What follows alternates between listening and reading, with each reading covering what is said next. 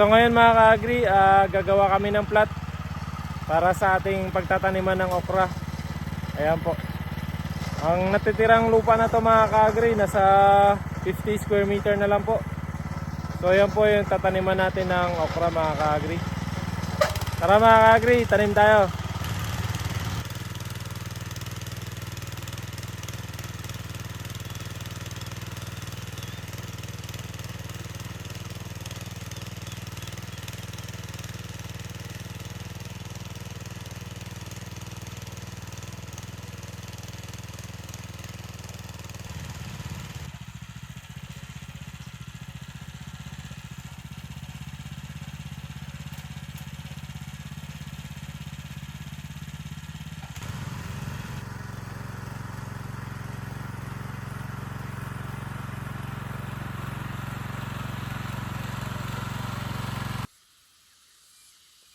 Bugdoin na yun doon.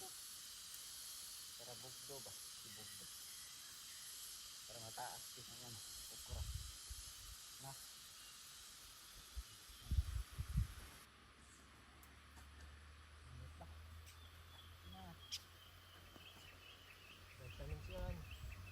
Ayan po mga ka-agri.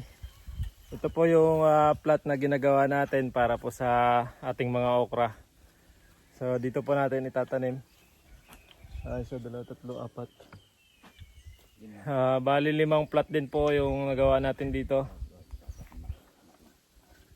Siguro nasa 40 to 50 square meter po itong area na ito na natira. Kasi po yun po yung ating papaya, yung may plastic mulch. Tapos ito po kasi may bakante pa dito kaya lagyan natin ng okra.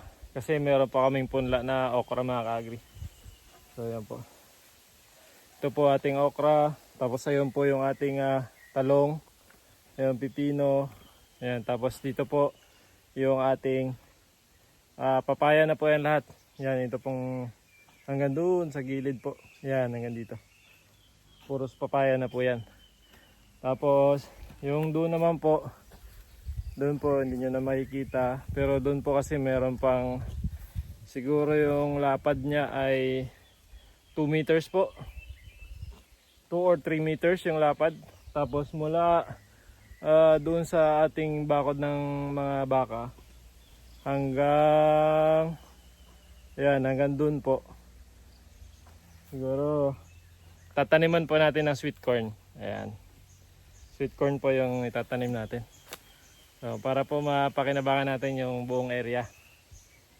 Ayan mga ka-agri, tapusin muna namin tong plot ng okra para maitanim na namin mamayang hapon. Sige po. Pinaparal kasi ng magulang, hindi nag-aral. Sa ngayon, pala. Pala nang hawakan, hindi na bulpin. Pala na. Imbis kahit bulpin na hawakan, hindi na. Pala na kasi ka maso. Hindi na hawakan, maso, pala. Imbis na sa aircon tayo, sa initan tayo. Hindi sana mainit. Ngayon, mainit. Sarap siya ng buhay, upo-upo lang. Patay, hindi nakaupo. Ito bes. Ito mga doy. Sugo lang. Kunin mo yan, hindi ko maabot. Pero maabot ko pala. Wala, mga tao na gano'n. May bira eh. Ngayon. Ngayon, di nag-aral, wala. Sana. Tanim. Sana yun, para magsaga. Para meron niya alaga ng kabiro. Magsaga, ano may alaga? Oo. Ano magsaga, ano lagain mo? Wala, bato. Bato, alagain mo, bato. Para maduro. Yan po mga ka-agri, tapos na po tayo maggawa ng ating plot para sa ating okra.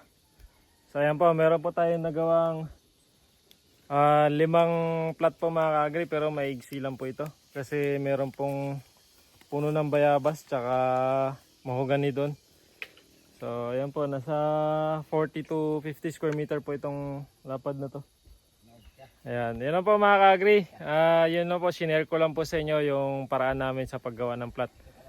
Inararo po muna namin, ginawa ng kanal, tapos mano-mano na lang po yung pag-umbok namin ng lupa. Ngayon, pinapala na lang po namin. Ayan mga ka-agri. Marami po salamat sa inyong panonood mga ka-agri. At happy farming po sa ating lahat.